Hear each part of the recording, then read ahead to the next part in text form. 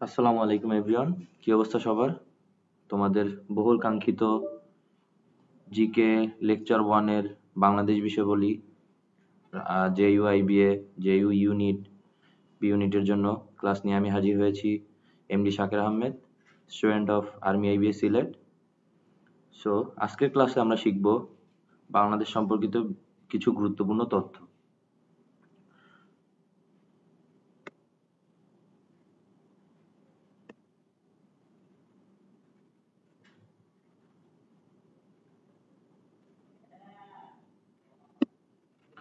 তো প্রথমে আমরা দেখতে পাচ্ছি বাংলাদেশ পরিচিত বিষয়গুলি।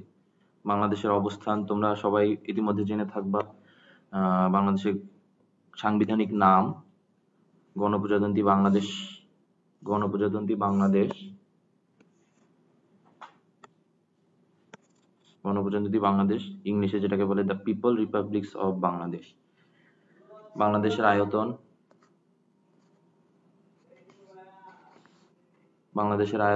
১,৪৭,৫৭০ বর্গ কিলোমিটার। এগুলো হচ্ছে আমাদের একদম বেসিক লেভেলের।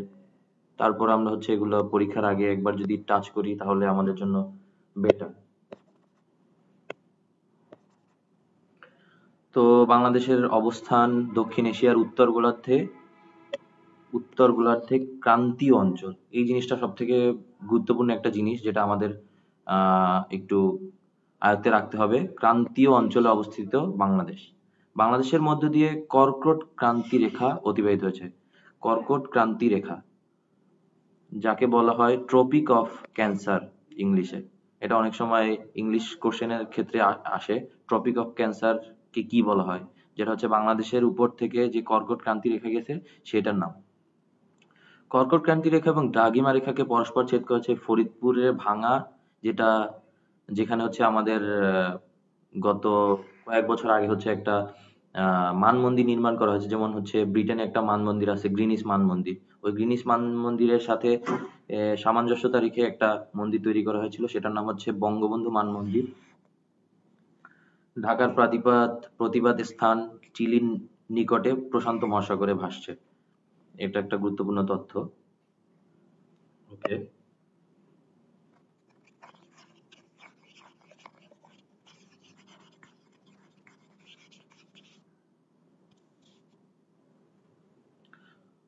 তারপর হচ্ছে বাংলাদেশের আয়তন খুবই গুরুত্বপূর্ণ একটা তথ্য। বাংলাদেশের আয়তন ১,৪৭,৫৭০ বর্গ কিলোমিটার, যেটা আমরা জানি। এটা হচ্ছে ৯৪তম। অপশনে যদি ৯৪তম না থাকে, তখন আমরা, যদি এটা হচ্ছে ১ মার্কের কোশ্চেন আসে, তখন আমরা এটা ৯০তম ইউজ করব। দক্ষিণ এশিয়ার সার্কভুক্ত দেশের মধ্যে বাংলাদেশের অবস্থান চতুর্থ। খুবই গুরুত্বপূর্ণ একটা কোশ্চেন, যেটা আসার মতো। আর সবথেকে ছোট হচ্ছে মালদ্বীপ, যেটি একমাত্র ছোট মুসলিম দেশ দক্ষিণ এশিয়ার ভিতরে। ওকে,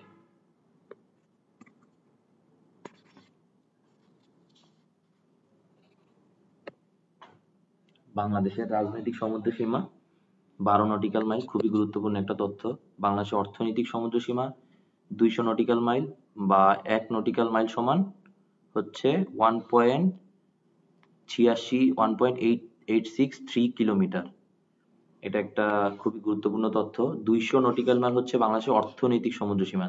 দুইটা সমুদ্র সীমা আছে, যেটা হচ্ছে একটা হচ্ছে বাংলাদেশের রাজনৈতিক সমুদ্র সীমা, যেটা হচ্ছে পলিটিক্যাল ক্ষেত্রে ইউজ করতে হয়। আর হচ্ছে বাংলাদেশের অর্থনৈতিক সমুদ্র সীমা, যেটা হচ্ছে ব্লু ইকোনমিক ক্ষেত্রে ইউজ হয়, যেটা হচ্ছে ২০০ নটিক্যাল মাইল। এবার বাংলাদেশের মহীসোপান হচ্ছে এই যে ব্লু ইকোনমিটার টোটাল যে বঙ্গোপসাগরের যে টোটাল যে সমুদ্র সীমার সেটা হচ্ছে ৩৫৪ নটিক্যাল মাইল। বাংলাদেশের অভ্যন্তরে বঙ্গোপসাগরের তটরেখার দৈর্ঘ্য ৭১১ কিলোমিটার। আচ্ছা, এবার আসি আমরা মহীসোপান জিনিসটা কি। মহীসোপান জিনিসটা হচ্ছে সমুদ্র উপকূল থেকে তলদেশে নিম্ন নিমজ্জিত অংশ। মানে সমুদ্র থেকে যত দূরে আগানো যায়, মানে সমুদ্রপৃষ্ঠ থেকে বাংলাদেশের যে পাহাড় পর্বত যেগুলো আছে, এগুলো থেকে যত নিচের দিকে যায়, এগুলো একদম সর্বনিম্ন দিকে যে তলদেশ, সেইটা হচ্ছে মহীসোপান। এটি সমুদ্র তলদেশে ১ ডিগ্রি কোণে নিমজ্জিত থাকে। আচ্ছা, সমুদ্র তলদেশ থেকে সবচেয়ে উঁচুতে অবস্থিত বাংলাদেশের কোন জেলা? দিনাজপুর জেলা। এটা অনেক অনেক ইউনিভার্সিটি কোশ্চেনে আসছে, ইভেন জাহাঙ্গীরনগরেও একবার আসছে আমার যতটা সম্ভব মনে পড়ে। তারপর হচ্ছে নিচু জেলা কিশোরগঞ্জ, সব থেকে নিচু জেলা কিশোরগঞ্জ। বাংলাদেশের উপকূলীয় জেলা 19টি। বাংলাদেশের উপকূলীয় জেলা বলতে হচ্ছে সমুদ্র উপকূলে যেই সব জেলা বিরাজমান করে, দক্ষিণবঙ্গের যেই সব জেলা, যেমন হচ্ছে কক্সবাজার, চট্টগ্রাম, বরিশাল বিভাগের জেলাসমূহ, তারপরে হচ্ছে খুলনা বিভাগের কিছু সংখ্যক জেলা, এগুলো হচ্ছে টোটাল হচ্ছে 19টি।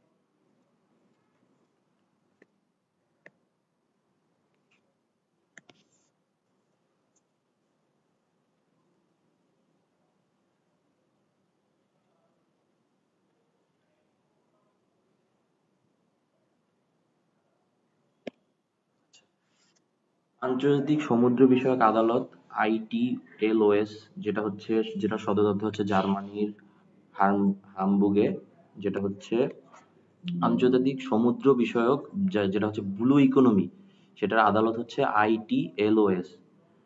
আচ্ছা, এটা হচ্ছে জার্মানির হামবুর্গে। জাতিসংঘ আন্তর্জাতিক মুদ্রা আইন তৈরি করে 1982 সালে। সাল খুব একটা ওইরকম আমার জানা মতে আসে না। খুব কমন কোশ্চেন সালগুলা ছাড়া খুব একটা কঠিন সাল আসে না। আচ্ছা, বাংলাদেশের খুবই একটা ইম্পর্টেন্ট কোশ্চেন, বাংলাদেশের সমুদ্র সীমার মোট আয়তন 1,18,000 813 বর্গ কিলোমিটার, যেটা হচ্ছে বাংলাদেশের সমুদ্র উপকূলের সমুদ্র সীমার আয়তন 1,18,813 বর্গ কিলোমিটার। আচ্ছা, বাংলাদেশ মায়ানমারের সাথে বাংলাদেশ মায়ানমারের সাথে সমুদ্র সীমা জয়লাভ করে 2012 সালে, যেটা হচ্ছে আইআইএলওএস থেকে। আইটিএলওএস অবস্থিত জার্মানির হামবুর্গে, এটা ইতিমধ্যে আমরা পড়েছি। বাংলাদেশ লাভ করে হচ্ছে 1,11,631 বর্গ কিলোমিটার, যেটা হচ্ছে মায়ানমার থেকে বাংলাদেশ সমুদ্র সীমা লাভ করে। আচ্ছা, বাংলাদেশ ভারতের সাথে সমুদ্র বিরোধ, বাংলাদেশ ভারতের সাথে সমুদ্র সীমা জয়লাভ করে 2014 সালে পিসিএ অবস্থিত হচ্ছে দি হেগ, নেদারল্যান্ডের রাজধানী হেগ শহরে। আচ্ছা, নেদারল্যান্ডের রাজধানী মূলত আমস্টারডাম, কিন্তু হেগ হচ্ছে পুরাতন নাম। আচ্ছা, বাংলাদেশ ভারতের বৃহৎপূর্ণ সমুদ্র এলাকা ছিল 26,602 বর্গ কিলোমিটার। বাংলাদেশ লাভ করে হচ্ছে 19,467 বর্গ কিলোমিটার। খুবই খুবই কমন কোশ্চেন, এগুলো আসার মতো কোশ্চেন, একটু মনে রাখতে হবে। আচ্ছা, এবার আসি আমরা হচ্ছে আমাদের ব্লু ইকোনমির সব থেকে গুরুত্বপূর্ণ উৎস, সেটা হচ্ছে আমাদের একমাত্র সাগর, একমাত্র মৎস্য শিকারের, একমাত্র মৎস্য আহরণের সব থেকে গুরুত্বপূর্ণ যে ভান্ডার, সেটা হচ্ছে বঙ্গোপসাগর। বঙ্গোপসাগর হচ্ছে পৃথিবীর বৃহত্তম উপসাগর, যাকে আমরা ইংলিশে বে অফ বেঙ্গল বলি। বঙ্গোপসাগরের উৎপত্তি খাত হচ্ছে গঙ্গা খাদে অবস্থিত বঙ্গোপসাগর, গঙ্গা নদী। আচ্ছা, বঙ্গোপসাগরের গড় গভীরতা হচ্ছে 8,530 ফুট। খুবই একটা কমন কথা আমরা ছোটবেলায় শুনেছি, সোয়াচ অফ নোগ্রাম। সোয়াচ অফ নোগ্রাম হচ্ছে অবস্থিত বঙ্গোপসাগরে। সোয়াচ অফ নোগ্রাম বলতে বোঝায় বঙ্গোপসাগরের একটি খাদের নাম, যেটা হচ্ছে প্লাইস্টোসিন কালে সৃষ্টি।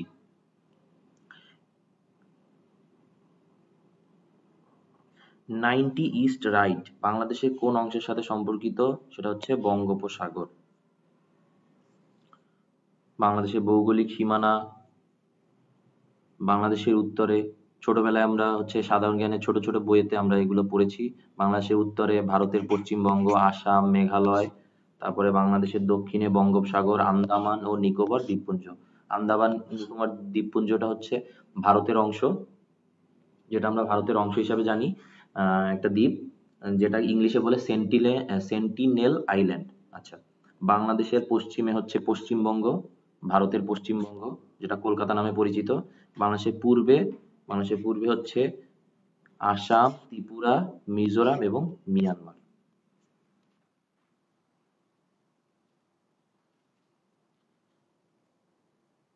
বাংলাদেশের প্রশাসনিক ইউনিট বাংলাদেশের প্রশাসনিক ইউনিট বলতে বোঝায় হচ্ছে বাংলাদেশের যে বিভাগ, জেলা, এগুলো হচ্ছে বাংলাদেশের প্রশাসনিক ইউনিটে ভাগ করা হয়েছে। বাংলাদেশের প্রশাসনিক ইউনিটে হচ্ছে বিভাগ হচ্ছে টোটাল ৮টি। সর্বশেষ সর্বশেষ বিভাগ হচ্ছে ময়মনসিংহ বিভাগ, যেটা হচ্ছে ২০১৫ সালে হয়। নতুন প্রস্তাবিত দুটি বিভাগ আহ, আহ, তৎ- আহ, বিগত আওয়ামী লীগ সরকারের আমলে এটি সংসদে পাস হয়, যেটি হচ্ছে পদ্মা ফরিদপুর জেলায়, আর হচ্ছে মেঘনা কুমিল্লা জেলায়। এই দুটি নতুন প্রস্তাবিত হচ্ছে বিভাগ। আচ্ছা, সিটি কর্পোরেশন টোটাল হচ্ছে ১২টি। সর্বশেষ হচ্ছে ময়মনসিংহ সিটি কর্পোরেশন, আর প্রস্তাবিত ১৩তম সিটি কর্পোরেশন প্রস্তাবিত, কিন্তু এখন পর্যন্ত সেটার কোনো সংশোধনী হয়নি।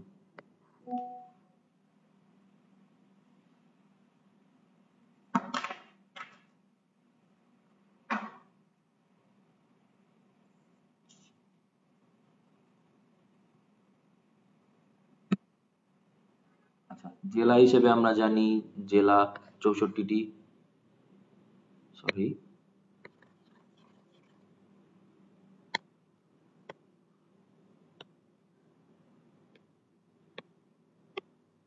জেলা হচ্ছে ৬৪টি। আর ৬৫তম প্রস্তাবিত জেলা হচ্ছে ভৈরব জেলা, যেটা হচ্ছে বাংলাদেশের রাজধানী ঢাকার অন্তর্ভুক্ত। উম, তারপরে হচ্ছে পৌরসভা হচ্ছে ৩৩১টি। সর্বশেষ পৌরসভা হচ্ছে শ্যামনগর, সাতক্ষীরা। শ্যামনগরের আরেকটা গুরুত্বপূর্ণ তথ্য হচ্ছে বাংলাদেশের সব থেকে বড় উপজেলা সাতক্ষীরা শ্যামনগর। বাংলাদেশের সব থেকে বড় উপজেলা সাতক্ষীরা শ্যামনগর। এটা হচ্ছে সর্বশেষ পৌরসভা সাতক্ষীরা শ্যামনগর। বাংলাদেশের মোট উপজেলা ৪৯৫টি। সর্বশেষ হচ্ছে মাদারীপুরের ডাসার, কক্সবাজার ঈদগাঁও এবং সুনামগঞ্জের মধ্যনগর। আচ্ছা, বাংলাদেশের মোট থানা ৬৫৪টি, ইউনিয়ন ৪৫৭৮টি। আয়তনে ও জনসংখ্যায় বৃহত্তম ও ক্ষুদ্রতম। আচ্ছা, খুবই ইন্টারেস্টিং একটা টপিক। আয়তন ও জনসংখ্যায় বৃহত্তম হচ্ছে উপজেলা গাজীপুর সদর, সবথেকে জনবহুল উপজেলা। সবথেকে জনবহুল জেলা হচ্ছে ঢাকা, অবভিয়াসলি।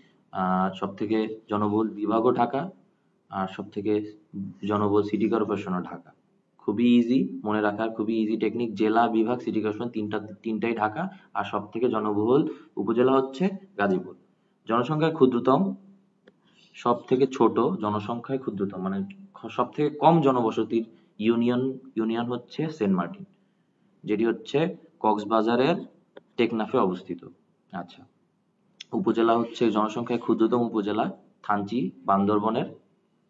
তারপরে সব থেকে ক্ষুদ্রতম জেলাও বান্দরবন, সব থেকে ক্ষুদ্রতম জনসংখ্যায় ক্ষুদ্রতম বরিশাল বিভাগ, এবং সিটি কর্পোরেশন হচ্ছে বরিশাল। আয়তনে বৃহত্তম মানে হচ্ছে দৈর্ঘ্যে প্রস্থে, মানে টোটাল আয়তনে হচ্ছে বড়। সব থেকে বড় ইউনিয়ন হচ্ছে সাজেক, রাঙামাটি। খুবই গুরুত্বপূর্ণ দর্শনীয় একটি স্থান বাংলাদেশের। আহ তারপরে হচ্ছে উপজেলা শ্যামনগর, সাতক্ষীরা, আয়তনে বৃহত্তম। ইতিমধ্যে আমি বলেছি উপজেলা, সব থেকে বড় উপজেলা হচ্ছে সাতক্ষীরা শ্যামনগর। আচ্ছা, সব থেকে বৃহত্তম জেলা হচ্ছে রাঙামাটি চট্টগ্রামের। সব থেকে বৃহত্তম বিভাগ হচ্ছে চট্টগ্রাম। সব থেকে বড় সিটি কর্পোরেশন হচ্ছে গাজীপুর। আচ্ছা, আয়তনে সব থেকে ক্ষুদ্রতম জেলা হচ্ছে নারায়ণগঞ্জ জেলা, বিভাগ হচ্ছে ময়মনসিংহ, আর সব থেকে ক্ষুদ্রতম সিটি কর্পোরেশন হচ্ছে সিলেট। আচ্ছা, আরো কিছু মজার তথ্য আছে, যেটা হচ্ছে বাংলাদেশের প্রথম জেলা, একদম প্রথম জেলা, যেটাকে আমরা জেলা হিসেবে আর চিনতাম না তখনকার আমলে, 1666 সালে ছিল হচ্ছে মহকুমা, যেটাই পরবর্তীতে জেলা হিসেবে পরিচিত। বাংলাদেশের প্রথম জেলা হচ্ছে চট্টগ্রাম, যেটা হয়েছে 1666 সালে। বাংলাদেশের বৃহত্তর জেলা হচ্ছে 17টি। বাংলাদেশের স্বাধীন বাংলাদেশের প্রতিষ্ঠাকালীন জেলা হচ্ছে 19টি। যখন বাংলাদেশ স্বাধীন হয় তখন প্রথম প্রতিষ্ঠাকালীন জেলা ছিল হচ্ছে 19টি। পরবর্তীতে আস্তে আস্তে আস্তে আস্তে অনেক বাড়তে বাড়তে হচ্ছে 64টি জেলায় পরিণত হয় বাংলাদেশ।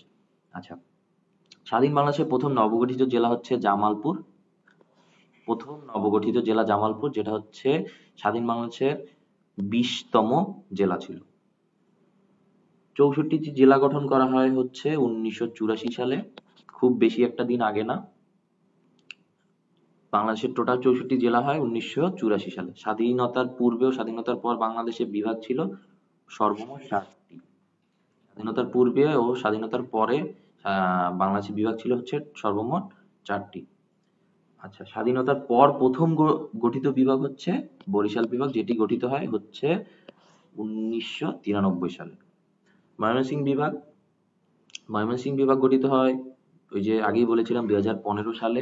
ঢাকা বিভাগ থেকে কিছু জেলাকে বিভক্ত করে ময়মনসিংহ বিভাগ করা হয়। বাংলাদেশের বাংলাদেশের সব থেকে বড় গ্রাম বানিয়াচং, হবিগঞ্জ জেলা, বিভাগ হচ্ছে সিলেট। আচ্ছা, সব থেকে জেলা যে বিভাগে, সেটা হচ্ছে ঢাকা, 13টি বিভাগ।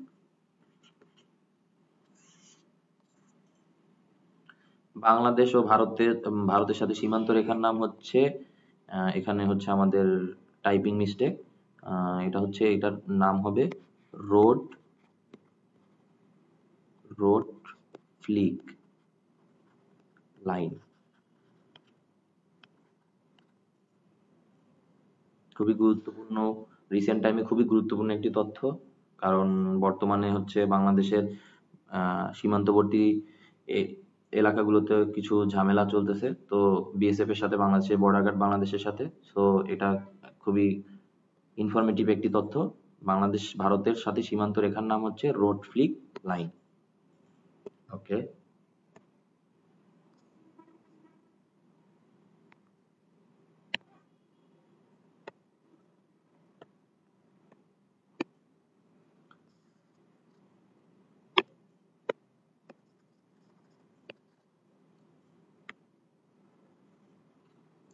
বাংলাদেশের সাথে ভারতের যে রাজ্যের সীমান্ত বেশি, সেটা হচ্ছে পশ্চিমবঙ্গ, আর সব থেকে কম হচ্ছে আসাম। সব থেকে কম কোথায়? আসাম। আর সব থেকে বেশি যে এরিয়াতে সীমান্ত, সেটা হচ্ছে ভারতের পশ্চিমবঙ্গ, যেটাকে আমরা কলকাতা হিসেবে চিনি। বাংলাদেশের যে বিভাগের সাথে ভারতের সীমান্ত সংযোগ নেই, সেটা হচ্ছে বরিশাল আর ঢাকা বিভাগ যৌথভাবে। বাংলাদেশের মোট সীমান্তবর্তী জেলা হচ্ছে 32টি। খুবই খুবই গুরুত্বপূর্ণ একটি কোশ্চেন, অনেক ইউনিভার্সিটি, অনেক চাকরির পরীক্ষাতেও এই কোশ্চেনটা আসে। সেটা হচ্ছে বাংলাদেশের মোট সীমান্তবর্তী জেলা হচ্ছে 32টি। ভারতের সাথে বাংলাদেশের মোট সীমান্তবর্তী জেলা হচ্ছে, উপরের কোশ্চেনটা ছিল হচ্ছে বাংলাদেশের মোট সীমান্তবর্তী জেলা, আর ভারতের সাথে 32টা জেলার ভিতরে ভারতের সাথে সীমান্তবর্তী জেলায় হচ্ছে 30টি। আর বাকি 3টি সীমান্তবর্তী জেলা হচ্ছে, 2টি সীমান্তবর্তী জেলা একদম হচ্ছে মিয়ানমারের সাথে, আর একটি ভারত আর মিয়ানমারের সাথে যৌথভাবে। টোটাল মিয়ানমারের সাথে বাংলাদেশের সীমান্তবর্তী জেলা হচ্ছে 3টি, যথাক্রমে রাঙামাটি, বান্দরবন আর হচ্ছে কক্সবাজার।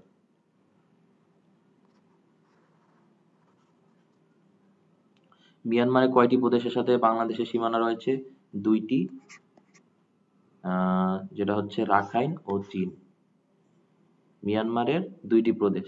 এই চীন কিন্তু আবার গণচীন না, এই চীন হচ্ছে মিয়ানমারের 2টি প্রদেশ। একটি হচ্ছে রাখাইন, যেখান থেকে আমাদের এই যে কক্সবাজারের উখিয়াতে রোহিঙ্গা ক্যাম্পাসে রোহিঙ্গারা আসছে রাখাইন রাজ্য থেকে, আর হচ্ছে চীন হচ্ছে ওদেরই আরেকটা সীমান্তবর্তী প্রদেশ। আচ্ছা, বাংলাদেশের সাথে ভারত ও মায়ানমার উভয়ের সাথে সীমান্ত সংযোগ রয়েছে রাঙামাটি জেলার।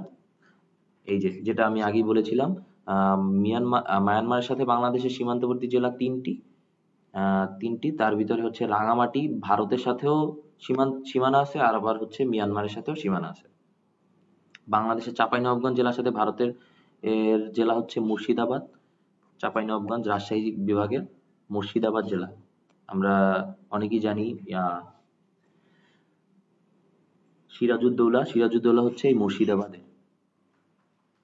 খুবই কমন একটা নাম আমাদের বাঙালিদের কাছে। আচ্ছা, এবার বাংলাদেশের পঞ্চগড় জেলার সাথে ভারতের জেলা হচ্ছে জলপাইগুড়ি। পঞ্চগড় জেলার সাথে ভারতের জেলা হচ্ছে জলপাইগুড়ি। বাংলাদেশের সাতক্ষীরা জেলার সাথে ভারতের জেলা হচ্ছে 24 পরগনা। বাংলাদেশের কুষ্টিয়া জেলার সাথে ভারতের জেলা হচ্ছে নদিয়া। আচ্ছা, এবার মোস্ট একটা ইম্পর্টেন্ট টপিক। এই রিসেন্ট টাইমে জুলাই অভ্যুত্থানের পরে হচ্ছে আমরা সেভেন সিস্টারকে ওভাবে অনেকেই যারা চিনতাম না, কিন্তু এই জুলাই অভ্যুত্থানের কল্যাণে আমরা অনেকেই সেভেন সিস্টার নামটা অনেকেই কম বেশি শুনেছি। সেটা হচ্ছে সেভেন সিস্টার জিনিসটা হচ্ছে ভারতের উত্তর পূর্বাঞ্চলে 7টি কেন্দ্রশাসিত রাজ্য। সেগুলো হচ্ছে আসাম, মিজোরাম, ত্রিপুরা, অরুণাচল, মেঘালয়, নাগাল্যান্ড ও মণিপুর। এই 7টা নাম মনে রাখার একটি সহজ টেকনিক আছে, সেটা হচ্ছে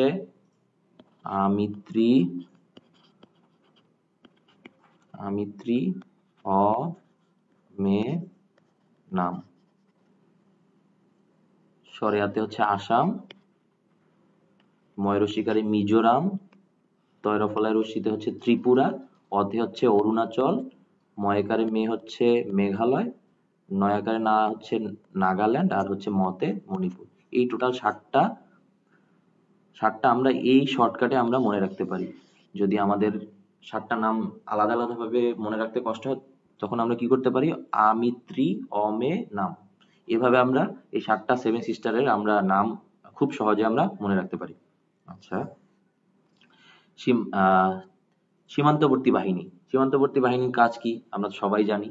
যেমন বাংলাদেশে সীমান্তবর্তী বাহিনী আছে হচ্ছে বর্ডার গার্ড, বাংলাদেশ বিজিবি যেটাকে আমরা বলি, যেটার পূর্ব নাম ছিল হচ্ছে বিডিআর।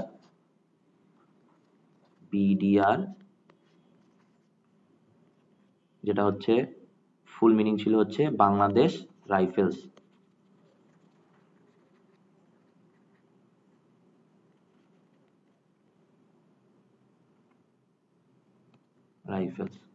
আচ্ছা, তারপর হচ্ছে ভারতের সীমান্তরক্ষী বাহিনীর নাম হচ্ছে বিএসএফ, বর্ডার সিকিউরিটি ফোর্স, যেটাকে আমরা বিএসএফ নামে চিনি, যেটা ফুল মিনিং হচ্ছে বর্ডার সিকিউরিটি ফোর্স।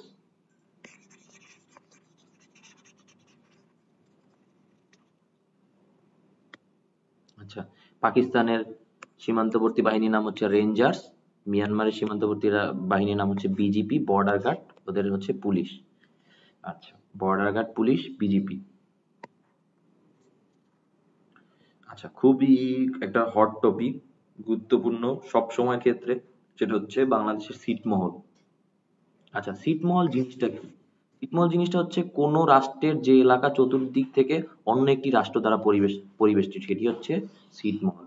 মানে বাংলাদেশের যে ছিটমহলগুলো সেটি হচ্ছে ভারতের রাষ্ট্র দ্বারা পরিবেষ্টিত, কিন্তু মূলত হচ্ছে ওগুলো বাংলাদেশের জায়গা বা সম্পত্তি। আচ্ছা, সেটার নাম হচ্ছে ছিটমহল। এই ছিটমহল চুক্তি প্রথম হয় হচ্ছে 16 মে 1974, যেটা হচ্ছে মুজিব ইন্দিরা গান্ধী চুক্তি নামে পরিচিত, যেটা অনুষ্ঠিত হয় দিল্লিতে। আচ্ছা, তারপরে সর্বশেষ ছিটমহল বিনিময় হচ্ছে 1 আগস্ট 2015। ছিটমহল বিনিময় শুরু হয় প্রথম। আচ্ছা, বাংলাদেশ ভারতের সাথে মোট ছিটমহল ছিল হচ্ছে 162টি। কয়টি?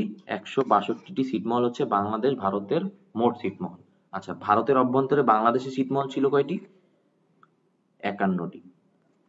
খুবই খুবই গুরুত্বপূর্ণ একটি তথ্য, সেটা হচ্ছে বাংলাদেশের অভ্যন্তরে ভারতের ছিটমহল ছিল 51টি।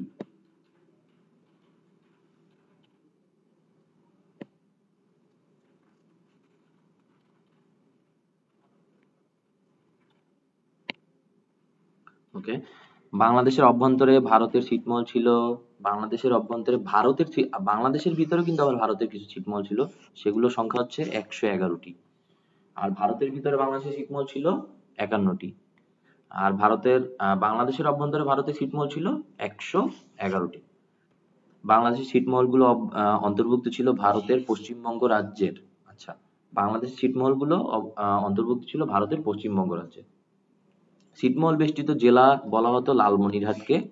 সব থেকে বেশি ছিটমহল বেষ্টিত জেলা হচ্ছে বাংলাদেশের লালমনিরহাট, যেটা হচ্ছে রংপুর জেলা রংপুর বিভাগে অবস্থিত। সব থেকে বেশি ছিটমহল ছিল এই লালমনিরহাটে, 92।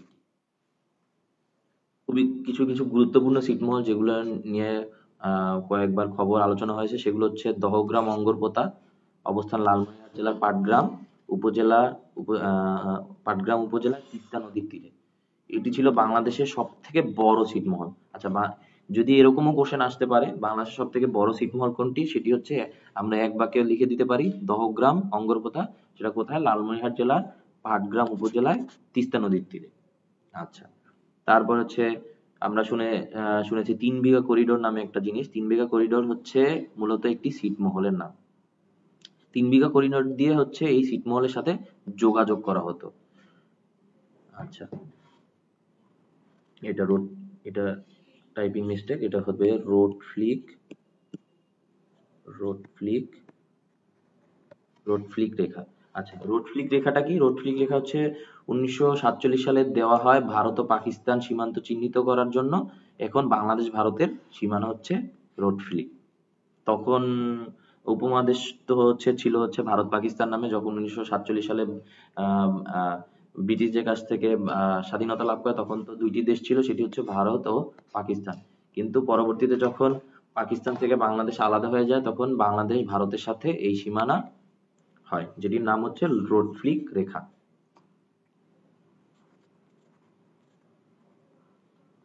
আচ্ছা, আরো কিছু গুরুত্বপূর্ণ তথ্য, যেমন হচ্ছে ট্রানজিট। ট্রানজিট জিনিসটা কি আমরা ইংলিশে সবাই অনেকে খুব কম বেশি জানি। যেমন এক দেশ থেকে অন্য দেশে মাল পরিবহনের ক্ষেত্রে যখন অন্য একটি দেশ মাঝখানে যখন করতে হয়, ট্রানজিট করতে হয়, তখন সেটাকে বলে ট্রানজিট। দুই, যেটা হচ্ছে বাংলায় লেখা আছে খুব সুন্দর করে, দুই বা ততোধিক দেশের মধ্যে দিয়ে যানবাহন চলাচল বা মালামাল পরিবহনের জন্য আন্তর্জাতিক সড়ক পথ ব্যবহারের প্রক্রিয়া হচ্ছে ট্রানজিট। যেমন ভারতের কলকাতা হতে বাংলাদেশের বান্দরবান হয় মিয়ানমার হয় চীন পৌঁছালে তাকে ট্রানজিট বলে। মানে এক দেশ থেকে আরেক দেশ, আরেক দেশ থেকে আরেক দেশ, এটা হচ্ছে মূলত ট্রানজিট। এবার আসি আমরা করিডোর। একটি দেশ তার নিজ সার্বভৌমত্বের বিচ্ছিন্ন অংশ বা দূরবর্তী অংশে যাতায়াতের সুবিধার জন্য অপর একটি সার্বভৌমত্বের স্থল, নৌ, আকাশ পথ করার নামই হচ্ছে করিডোর। মানে আমরা যখন আমরা যখন চীনে পণ্য রপ্তানি করব, তখন আমাদের অবশ্যই অবশ্যই ভারতের ভিতর থেকে যেতে হবে। তো তখন আমাদের ভারতের আকাশ অথবা নৌপথ অথবা স্থলপথ যখন আমরা ব্যবহার করব, সেটা হচ্ছে এই করিডোর। যেমন পশ্চিমবঙ্গ হতে বাংলাদেশ হয়ে আসাম ত্রিপুরা পৌঁছালে তাকে বলা হয় করিডোর। এবার আসি ট্রান্সশিপমেন্ট। এগুলো জেনে রাখা ভালো, খুব একটা এমসিকিউ কোশ্চেনে খুব একটা আসে না। তারপরে আমরা অতিরিক্ত তথ্যের জন্য এগুলো আমরা দিয়েছি। প্রতিবেশী দেশ সাথে অন্য একটি দেশ থেকে পণ্য ব্যবহারের জন্য তৃতীয় দেশের পরিবহন ব্যবস্থা ব্যবহার করার প্রক্রিয়াকে ট্রান্সশিপমেন্ট বলে। মানে আমরা যখন এক দেশ থেকে অন্য দেশে পণ্য রপ্তানি করব, তখন মাঝখানে যেই দেশ পড়বে, সেই দেশটা যখন আমরা সেই দেশে যানবাহন ব্যবহার করব, সেটাই হচ্ছে ট্রান্সশিপমেন্ট। ডোকলাম সীমান্ত। ডোকলাম সীমান্ত হচ্ছে চীন, ভারত ও ভুটানের মধ্যে বিরোধপূর্ণ স্থান একটি।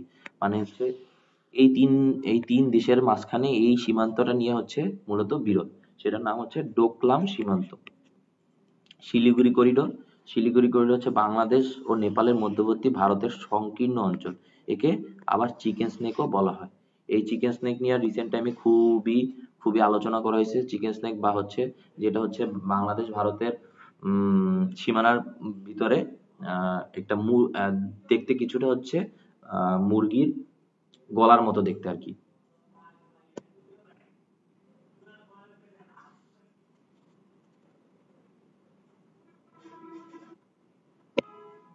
আচ্ছা, বাংলাদেশের আবহাওয়া জলবায়ু। বাংলাদেশের আবহাওয়া আমরা সবাই কম বেশি জানি, ছোটবেলায় পড়েছি, নাতিশীতোষ্ণ, না গরম না শীত।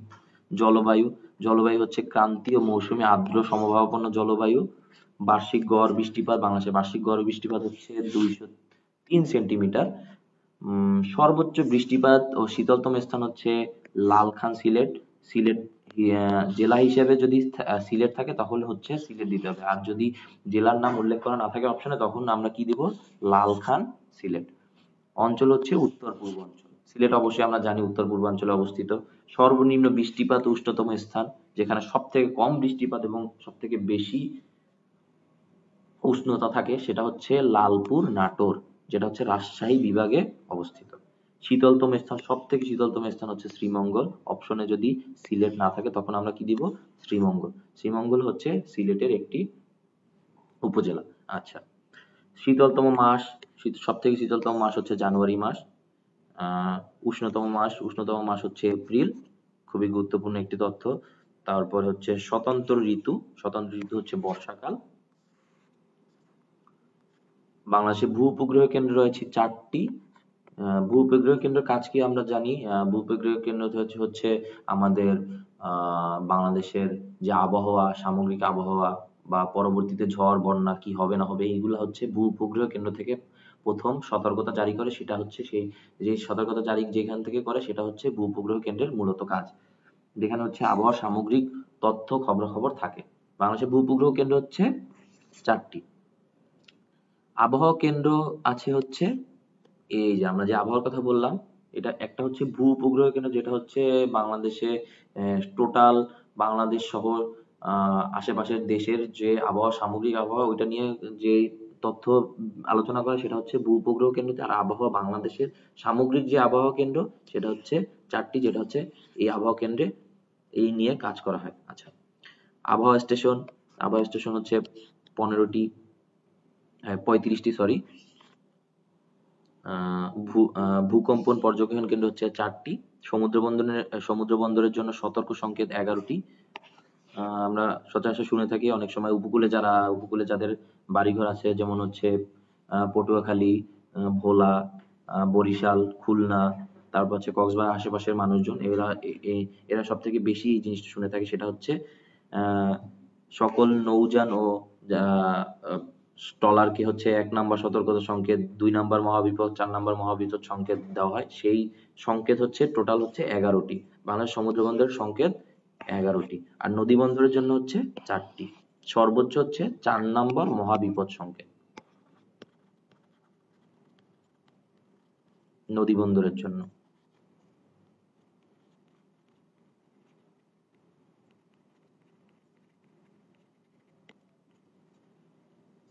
আচ্ছা, এবার হচ্ছে কিছু বিরোধপূর্ণ সীমান্ত বিভিন্ন দেশের সাথে, যেমন হচ্ছে বিলোনিয়া সীমান্ত ও মুহুরীচর, যেটা হচ্ছে ফেনী জেলায় অবস্থিত।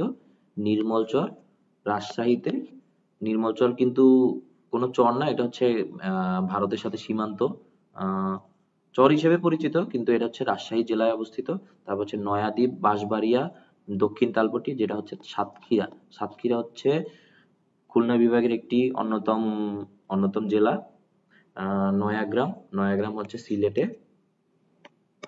সিলেট জেলা অবস্থিত, নয়াগ্রাম সীমান্ত। আচ্ছা, এবার আসি আমরা দিবারাত্রির হ্রাস বৃদ্ধি ও তারিখ। যেমন সব থেকে দীর্ঘতম রাত, সব থেকে দীর্ঘতম দিন হচ্ছে 21শে জুন দিন, যখন পৃথিবী উত্তর গোলার্ধে বিরাজমান করবে। এই জিনিসটা খুবই গুরুত্বপূর্ণ, যেমন এই জিনিসটা মাথায় রাখতে হবে, উত্তর গোলার্ধে যখন থাকবে তখন 21শে জুনটা হবে দীর্ঘতম দিন।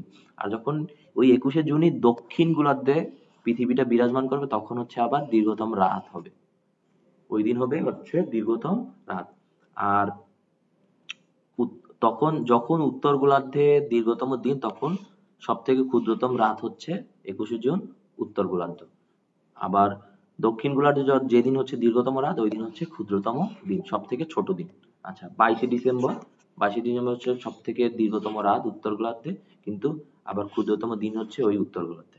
আবার দীর্ঘতম দিন খুবই কনফিউজিং একটা জিনিস, এটা আমরা এভাবে না পড়ে আলাদা আলাদা করে মনে রাখতে পারি, কিন্তু এভাবে যেহেতু আমরা ছক আকারে দিয়েছি এই জন্য একটু জিনিসটা একটু কনফিউজিং লাগতেছে, কিন্তু আলাদা আলাদা করলে আই গেস তোমাদের কাছে সহজ মনে হবে। যেমন হচ্ছে 22শে ডিসেম্বর হচ্ছে দক্ষিণ গোলার্ধে সব থেকে রাত ছোট।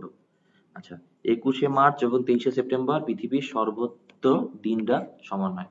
খুব একটা গুরুত্বপূর্ণ তথ্য যে কখন দিন-রাত বাংলাদেশে বাংলাদেশ না, পৃথিবীর সর্বত্র দিন-রাত সমান হয়। সেটা হচ্ছে 21শে মার্চ প্রতি বছর আর 23শে সেপ্টেম্বর, যেদিন হচ্ছে দিন-রাত দুইটাই সমান হয়।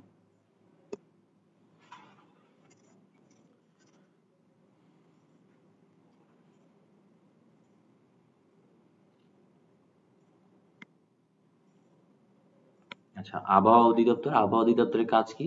আবহাওয়ার সামগ্রিক ফলাফল, আবহাওয়ার সামগ্রিক খবর এগুলো হচ্ছে তারা পরিচালনা করে থাকে। আবহাওয়া অধিদপ্তর হচ্ছে গঠিত হয় 1971 সালে, আর এর অবস্থান হচ্ছে ঢাকার আগারগাঁও। যে মন্ত্রণালয় অধীন ছিল সেটা হচ্ছে প্রতিরক্ষা মন্ত্রণালয়, আগারগাঁও, ঢাকা। আচ্ছা, স্প্যাটসো হচ্ছে আহ, এটি হচ্ছে 1980 সালে প্রতিষ্ঠা হয়, অবস্থান আগারগাঁও, ঢাকা। মহাকাশ গবেষণা ও দূর গবেষণা অনুধাবন কেন্দ্র।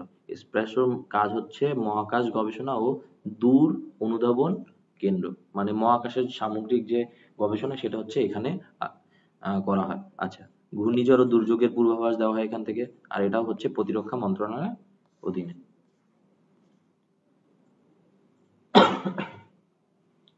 আচ্ছা, এবার আসি আমরা আমাদের যে ন্যাশনাল প্রাইড যেটাকে বলি আমরা, জাতীয় পতাকা, যেটা হচ্ছে লাল সবুজের জাতীয় পতাকা, সেটার হচ্ছে বর্তমান ডিজাইনার হচ্ছে আমরা তার নাম রেখেছি হচ্ছে পটুয়া কামরুল হাসান। কামরুল হাসান তার নাম, কিন্তু তার আঁকা, তারপর হচ্ছে তার শিল্প শৈলী হচ্ছে খুব ভালো দেখে তার নামের আগে হচ্ছে পটুয়া কামরুল হাসান যোগ করা হয়েছে।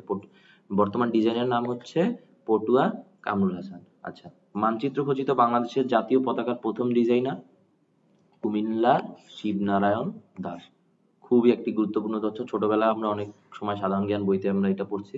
এটা হচ্ছে মানচিত্র খচিত বাংলাদেশের জাতীয় পতাকা, যেটা হচ্ছে মুক্তিযুদ্ধের সময় ছিল, যে লাল সবুজের মাঝে যে মানচিত্র খচিত যে পতাকাটা ছিল সেটা হচ্ছে ডিজাইন করেছে হচ্ছে কুমিল্লার শিবনারায়ণ দাস। আচ্ছা, জাতীয় পতাকা প্রথম উত্তোলন করা হয় 2 মার্চ 1971 সালে। প্রথম উত্তোলন করা হয় হচ্ছে ঢাকা বিশ্ববিদ্যালয় কলাভবনের বটতলায়। উত্তোলন করে হচ্ছে তৎকালীন ছাত্রনেতা ডাকসুর ভিপি আসমা আব্দুর রব প্রথম এই জাতীয় পতাকা উত্তোলন করেন। খুবই খুবই কমন একটা কোশ্চেন, অনেক অনেক ক্ষেত্রে আসে এটা। তারপর জাতীয় সঙ্গীতের সাথে প্রথম উত্তোলন করা হয় 3 মার্চ। 2 মার্চ হচ্ছে প্রথম আনুষ্ঠানিকভাবে জাতীয় পতাকা উত্তোলন হয়। এর পরবর্তীতে জাতীয় সঙ্গীতের সাথে এটি উত্তোলন করা হচ্ছে 3 মার্চ 1971 সালে। 3 মার্চ 1971 সালে পল্টন ময়দানে।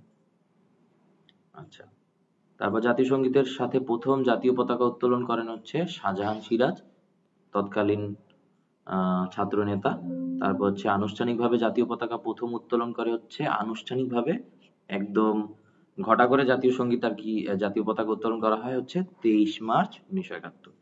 বিদেশি মিশনে সর্বপ্রথম জাতীয় পতাকা উত্তোলন করা হয় 1971 সালের 18 এপ্রিল। তারপরে বিদেশি মিশনে প্রথম জাতীয় পতাকা উত্তোলন করেন হোসেন আলী। খুব একটা এগুলো হচ্ছে ডিপলি কোশ্চেন, খুব একটা ইম্পর্টেন্ট না, তারপরে হচ্ছে জানার জন্য আর কি। জাতীয় পতাকার বর্তমান রূপটি সরকারিভাবে গৃহীত হয় হচ্ছে 1972 সালের 17 জানুয়ারি। আর বাংলাদেশের মানচিত্র প্রথম এঁকেছিলেন হচ্ছে, আমরা ছোটবেলায় পড়েছি কি, মেজর জেমস রেনেল। বাংলাদেশের প্রথম মানচিত্র কে অঙ্কন করছে সেটা হচ্ছে মেজর জেমস রেনেল। আচ্ছা, জাতীয় প্রতীক। জাতীয় প্রতীক কি? জাতীয় প্রতীক হচ্ছে 2টি ধানের শীষ, 3টি পাট পাতা ও 4টি তারা।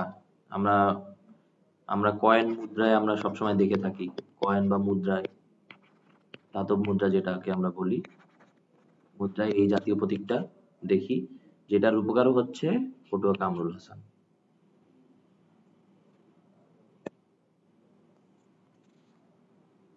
আর এই 4টি তারকা দিয়ে বোঝায় হচ্ছে সংবিধানের 4টি মূলনীতি, যেটা হচ্ছে জাতীয় প্রতীকের 4টি মূলনীতিকে মানে সিম্বলাইজ করে হচ্ছে এই যে এই 4টি তারকা, যে মানে দুই শাপলার পাশে হচ্ছে দুই পাশে দুইটি দুইটি করে 4টি, টোটাল 4টা স্টার যে থাকে বা তারকা থাকে, সেটার মূল থিমটাই হচ্ছে সংবিধানের 4টা মূলনীতিকে তারা সিম্বলাইজ করে। আচ্ছা, জাতীয় স্মৃতিসৌধ। জাতীয় স্মৃতিসৌধ আমরা সবাই জানি সাভারে অবস্থিত, নবীনগরের সাভার, যেটার অপর নাম। খুবই খুবই গুরুত্বপূর্ণ একটি কোশ্চেন, খুবই গুরুত্বপূর্ণ একটি তথ্য, যেটা আসার মতো অনেক ক্ষেত্রে আসে। জাহাঙ্গীরনগরের যেহেতু জাহাঙ্গীরনগর বিশ্ববিদ্যালয় সাভারে অবস্থিত, তো এটা আসার মতো একটা কোশ্চেন। যেমন সম্মিলিত প্রয়াস, শুধু জাহাঙ্গীরনগর না, বিভিন্ন পরীক্ষার কোশ্চেনে এই এই এই কোশ্চেনটা কমন, খুবই একটা কমন একটা কোশ্চেন, যে জাতীয় স্মৃতিসৌধের অপর নাম কি? সম্মিলিত প্রয়াস, যেটার অবস্থান হচ্ছে নবীনগর সাভার। আর এটার স্থপতি হচ্ছে, এই স্মৃতিসৌধের স্থপতি হচ্ছে সৈয়দ মাইনুল হোসেন, যার উচ্চতা হচ্ছে 180 ফুট। আমাদের জাতীয় স্মৃতিসৌধের উচ্চতা হচ্ছে 180 ফুট। ভিত্তিপ্রস্তর স্থাপন করেন হচ্ছে বঙ্গবন্ধু শেখ মুজিবুর রহমান 1972 সালে। উদ্বোধন করেন তৎকালীন প্রেসিডেন্ট। এটা পরে উদ্বোধন করে হচ্ছে তৎকালীন প্রেসিডেন্ট হুসাইন মোহাম্মদ এরশাদ, যিনি বাংলাদেশের প্রয়াত রাষ্ট্রপতি ছিলেন। কত সালে? 1982 সালে এটি উদ্বোধন করেন প্রেসিডেন্ট হুসাইন মোহাম্মদ এরশাদ। উনি কিন্তু আবার হচ্ছে সেনাবাহিনীর জেনারেলও ছিলেন। আচ্ছা, জাতীয় স্মৃতিসৌধের 7টি দেওয়াল আমাদের জাতীয় জীবনের 7টি গুরুত্বপূর্ণ ঘটনাকে নির্দেশ করে। খুবই খুবই গুরুত্বপূর্ণ একটি তথ্য। সেটা হচ্ছে জাতীয় যে স্মৃতিসৌধের 7টা দেয়াল আছে, তোমরা দেখতে পারবা যখন যারা জাতীয় স্মৃতিসৌধ দেখেছো, 7টি দেয়াল আছে। 7টি দেয়াল 7টি সালকে সিম্বলাইজ করে। যেমন হচ্ছে প্রথম প্রথম দেওয়ালটা হচ্ছে 1952 সালে ভাষা আন্দোলন, 1954 সালের, তারপর 1956 সাল, তারপর হচ্ছে 1962, 1966, 1969 গণ অভ্যুত্থান, আর হচ্ছে সর্বশেষ 1971 মহান মুক্তিযুদ্ধ। আচ্ছা, জাতীয় সঙ্গীত। জাতীয় সঙ্গীত আমরা যেটা সচরাচর সবাই ছোটবেলায় স্কুল কলেজে হচ্ছে অ্যাসেম্বলিতে দাঁড়ায় গাইতাম, আবার অনেকে গাইতাম না, মুখ মিলাইতাম, সেটা হচ্ছে আমাদের জাতীয় সঙ্গীত। জাতীয় সঙ্গীতের রচয়িতা ও সুরকার হচ্ছে রবীন্দ্রনাথ ঠাকুর।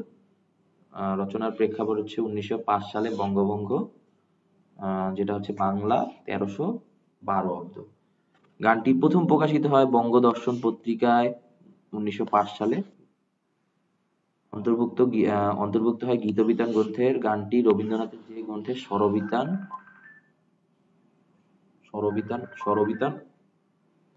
অংশভুক্ত। আচ্ছা, ইংরেজি অনুবাদ করেন হচ্ছে সৈয়দ আলী হাসান।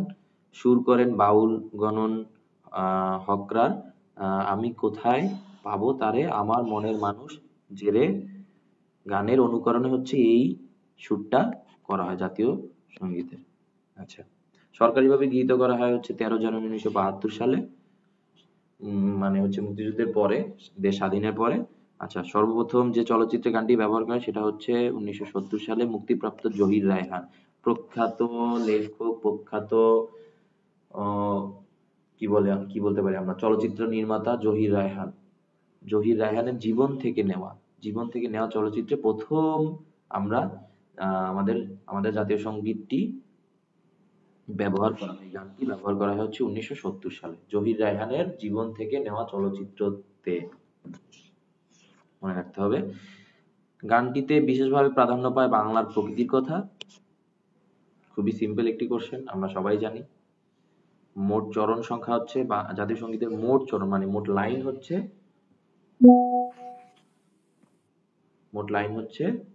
25টি। আচ্ছা, জাতীয় সঙ্গীত হিসেবে বিবেচিত প্রথম 10 চরণ হচ্ছে আমরা জাতীয় সঙ্গীত হিসেবে আমরা সবসময় গেয়ে থাকি। আর কোন রাষ্ট্রীয় অনুষ্ঠানে বাজানো হয় প্রথম 4 লাইন বা 4 চরণ। রাষ্ট্রীয় মনোগ্রাম। রাষ্ট্রীয় মনোগ্রামটা কি? রাষ্ট্রীয় মনোগ্রামটা ওয়ান কাইন্ড অফ হচ্ছে ওই যে আমরা যেটা হচ্ছে জাতীয় প্রতীক হিসাবে ব্যবহার করি, যেটা রাষ্ট্রীয় মনোগ্রামটা হচ্ছে রাষ্ট্রপতির কার্যালয়ে, তারপর হচ্ছে প্রধানমন্ত্রীর কার্যালয়ে ব্যবহার করা হয় রাষ্ট্রীয় মনোগ্রাম, যেটা হচ্ছে ডিজাইনার এন সাহা, এবং সরকারি বিভিন্ন অফিসেও ইউজ করা হয়। তারকা, এর মধ্যে তারকা আছে 4টা, যেটা হচ্ছে রাষ্ট্রীয় মনোগ্রামের ডিজাইনার কে? এন সাহা। এবার আসি আমরা রণসঙ্গীত। চল চল চল রণসঙ্গীত। এই চল চল রণসঙ্গীতের লেখককে আমরা সবাই ইতিমধ্যে জানি, কাজী নজরুল ইসলাম, আমাদের জাতীয় কবি কাজী নজরুল ইসলাম। আর প্রকাশকাল হচ্ছে সন্ধ্যা কাব্যগ্রন্থে নতুনের গান শিরোনামে। আর মোট লাইন সংখ্যা হচ্ছে 21টি। এবার আসি আমরা জাতীয় কিছু দিবস। জাতীয় দিবস যেমন পয়লা জানুয়ারি জাতীয় বই দিবস। আহ, আমরা এখান থেকে আমাদের সবগুলো না পড়লে হবে, আমরা কিছু কিছু যেগুলো হচ্ছে আমরা গুরুত্বপূর্ণ সেগুলো আমি মার্ক করে দিব, তোমরা এগুলো পড়লে ইনশাল্লাহ এখান থেকে কমন আসার চান্স আছে। আচ্ছা, যদি আসে আর কি। 2 জানুয়ারি হচ্ছে জাতীয় সমাজসেবা দিবস, খুব একটা গুরুত্বপূর্ণ না। তারপরে হচ্ছে জাবি দিবস, জাহাঙ্গীরনগরের প্রতিষ্ঠাকাল 12 জানুয়ারি। জাহাঙ্গীরনগর বিশ্ববিদ্যালয়ের পরীক্ষা যেহেতু এখানে আসতে পারে, এবং অন্যান্য আহ, জাহাঙ্গীরনগর বিশ্ববিদ্যালয়ের পরীক্ষা যেহেতু, তো জাবি দিবস আসার মতো একটি কোশ্চেন। আচ্ছা, তারপরে 19 জানুয়ারি জাতীয় শিক্ষক দিবস। তারপরে 14 জানুয়ারি গণ অভ্যুত্থান, এই দিনে 1969 সালে গণ অভ্যুত্থান হয়। তারপর জনসংখ্যা দিবস, সুন্দরবন দিবস। আমরা 14ই ফেব্রুয়ারি কিন্তু আমরা অনেক সময় অনেকে অন্য মিন করি, কিন্তু 14ই ফেব্রুয়ারি কিন্তু আরো দিবস আছে। যেমন সামনে যে 14ই ফেব্রুয়ারি সেটা হচ্ছে বিশ্ব ভালোবাসা দিবস, যেটাকে আমরা ভ্যালেন্টাইন ডে বলি, কিন্তু এটার আরো একটা মর্ম আছে, সেটা হচ্ছে আমাদের ম্যানগ্রোভ বন সুন্দরবন, সেই সুন্দরবন দিবস হচ্ছে 14ই ফেব্রুয়ারি।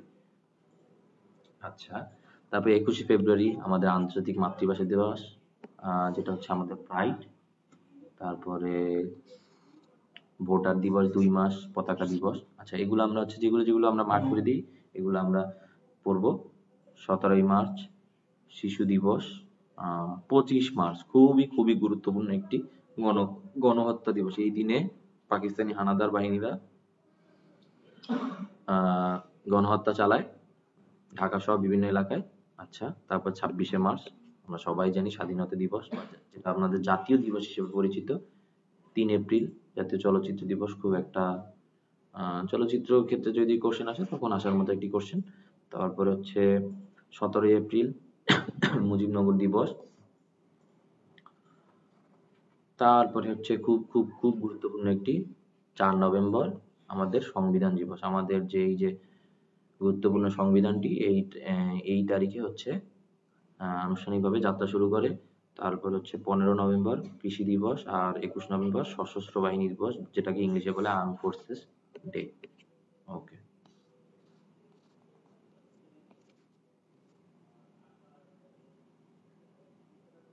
14 ডিসেম্বর শহীদ বুদ্ধিজীবী দিবস। তারপরে 16 ডিসেম্বর শহীদ বুদ্ধি 16 ডিসেম্বর, আচ্ছা এটা হচ্ছে আমাদের টাইপিং মিস্টেক। 16 ডিসেম্বর শহীদ বুদ্ধিজীবী দিবস হবে না, বিজয় দিবস হবে। বিজয় দিবস। আচ্ছা, 14ই ডিসেম্বর আমাদের শহীদ বুদ্ধিজীবী দিবস, আর হচ্ছে 16ই ডিসেম্বর কি বিজয় দিবস। আচ্ছা, এবার আমরা ক্লাসের একদম প্রায় শেষ পর্যায়ে। আমাদের অল্প কিছু তথ্য আমরা এই ক্লাসে দিয়ে আমরা শেষ করে ফেলবো। সেটা হচ্ছে কিছু আমাদের দেশের কিছু জেলা এবং বিভাগের আগের পুরাতন নাম ছিল, যেগুলো বর্তমান নাম, আর আমরা পুরাতন নাম শিখবো। আচ্ছা, দেখো, বর্তমান নাম হচ্ছে লালবাগ কেল্লা। এই লালবাগ কেল্লার পুরাতন নাম ছিল হচ্ছে আওরঙ্গবাদ দুর্গ। লালবাগ কেল্লার পুরাতন নাম কি? আওরঙ্গাবাদ দুর্গ। ঢাকার পুরাতন নাম কি আমরা কম বেশি সবাই জানি, যেটা জাহাঙ্গীরনগর নামে পরিচিত। ঢাকা কি নামে পরিচিত ছিল? জাহাঙ্গীরনগর। আচ্ছা, কক্সবাজারের পুরাতন নাম হচ্ছে ফালকিং বা পানোয়া। ভোলা জেলার পুরাতন নাম হচ্ছে শাহবাজপুর। ফরিদপুর জেলার পুরাতন নাম ফতেহাবাদ। চট্টগ্রাম ইসলামাবাদ। এই ইসলামাবাদ কিন্তু আবার হচ্ছে পাকিস্তানের রাজধানীর নাম হচ্ছে ইসলামাবাদ। তো যখন আগে বাংলাদেশ বাংলাদেশ পাকিস্তানের অন্তর্ভুক্ত ছিল, তখন হচ্ছে এটা বা হচ্ছে বাংলাদেশ হচ্ছে ভারতের অন্তর্ভুক্ত ছিল, তখন ভারত বাংলাদেশ পাকিস্তান যখন এক ছিল, তখন প্রবাবলি এই নামটা করা হয়। চট্টগ্রামের পুরাতন নাম ছিল হচ্ছে ইসলামাবাদ, যেটা হচ্ছে পোর্টো গ্র্যান্ডে আর এক নাম। আচ্ছা, সোনারগাঁয়ের নাম হচ্ছে সুবর্ণগ্রাম। দিনাজপুরে হচ্ছে গন্ডোয়ানা ল্যান্ড। আচ্ছা, বরিশাল বাংলার ভেনী যেটাকে আমরা বলি, বরিশাল হচ্ছে চন্দ্রদ্বীপ বা বাকেরগঞ্জ। সিলেটের নাম হচ্ছে জালালাবাদ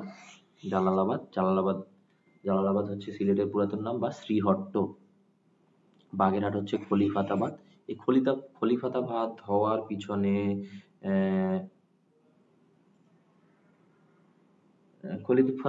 পিছনে একটা হিস্ট্রি আছে, সেটা হচ্ছে খলিফা ৬০ গম্বুজ মসজিদ যে তৈরি করেছিল তার নাম হচ্ছে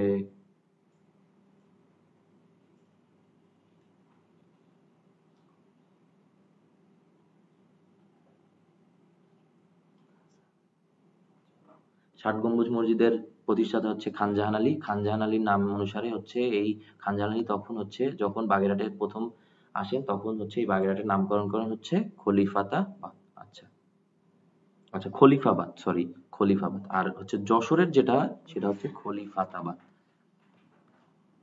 যশোরের পুরাতন নাম হচ্ছে খলিফাতাবাদ। আচ্ছা, নোয়াখালী সুধারাম বা ভুলুয়া, কুমিল্লা হচ্ছে ত্রিপুরা, ময়নামতি ময়নামতি হচ্ছে রোহিতগিরি, আর মহাস্থানগড়। এই ময়নামতি আর মহাস্থানগড় হচ্ছে দুটি বাংলাদেশের গুরুত্বপূর্ণ দর্শনীয় স্থান।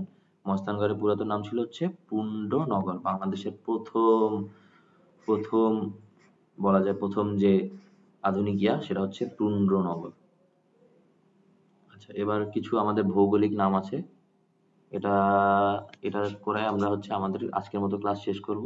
ভৌগোলিক উপনাম: বাংলাদেশের স্মার্ট জেলা পুরস্কার পায় হচ্ছে পঞ্চগড়, প্রথম ডিজিটাল জেলা যশোর, স্বাস্থ্য নগরী Chittagong, silk city Rajshahi, cyber city Sylhet, প্রাচ্যের ডেন্ডি নারায়ণগঞ্জ, পর্যটন রাজধানী কক্সবাজার, সব থেকে বেশি পর্যটন এখানে হয় কক্সবাজারে। সাগরকন্যা হচ্ছে কুয়াকাটা, যেটা হচ্ছে বরিশাল বিভাগের পটুয়াখালী জেলার কুয়াকাটা উপজেলায় অবস্থিত। বাংলাদেশের দ্বিতীয় বৃহত্তম সমুদ্র সৈকত, যেটা হচ্ছে 18 কিলোমিটার। কক্সবাজারের পরে দ্বিতীয় বৃহত্তম সমুদ্র সৈকত সেটা হচ্ছে কুয়াকাটা সমুদ্র সৈকত। আচ্ছা, যেটা হচ্ছে আমরা অপর নাম সাগরকন্যা নামেও চিনি। আচ্ছা, রাঙামাটির ছাদ, সেটা হচ্ছে সাজেক, খুবই গুরুত্বপূর্ণ একটি দর্শনীয় স্থান। তারপর হচ্ছে হিমালয় কন্যা পঞ্চগড়। এই পঞ্চগড় থেকে কিন্তু আমাদের বাংলাদেশের শীতের সিজনে হচ্ছে শীতের মৌসুমে হচ্ছে আমরা পঞ্চগড় থেকে এই যে হিমালয় দেখা যায় অনেক সময়। অনেকে এই টাইমে হচ্ছে তখন পঞ্চগড়ে ঘুরতে যায় হিমালয় দেখার জন্য। হিমালয়ের কন্যা হচ্ছে কোন জেলা? পঞ্চগড়। আচ্ছা, বাংলার ভেনিস হচ্ছে বরিশাল। আচ্ছা, চট্টগ্রাম বাংলার প্রবেশদ্বার। তারপরে চট্টগ্রামে তিনটা তিনটা নাম আছে, সেটা হচ্ছে বাংলার প্রবেশদ্বারও বলা হয় চট্টগ্রামকে, আবার স্বাস্থ্য নগরী, আবার 12 আউলিয়ার দেশ। আবার যেমন সিলেটে কিন্তু হচ্ছে চট্টগ্রাম যেমন 12 আউলিয়ার দেশ, আর হচ্ছে সিলেট হচ্ছে 360 আউলিয়ার দেশ। আউলিয়ার।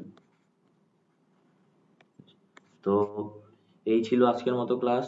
তো তোমাদের কোনো যদি কোশ্চেন বা কোনো কিছু থাকে তাহলে হচ্ছে আমাদের নিউলি বিল্ড হচ্ছে এডটেক প্ল্যাটফর্ম এক্সপ্লোর এডুকেশন, এখানে তোমরা যখন নক করবা বা কোনো কোশ্চেন থাকলে তোমরা আস্ক করতে পারো বা জিজ্ঞাসা করতে পারো, তোমরা অবশ্যই উত্তর পাবা। আর তোমাদের যে কোনো সমস্যা বা যে কোনো টপিক যদি থাকে এখানে আমাদের গ্রুপে বা ইনবক্সে তোমরা মেসেজ করবা, আমরা চেষ্টা করব তোমাদের সব ডাউট সলভ করার জন্য। তো আজকের মতো এই পর্যন্তই, সবাই ভালো থাকো।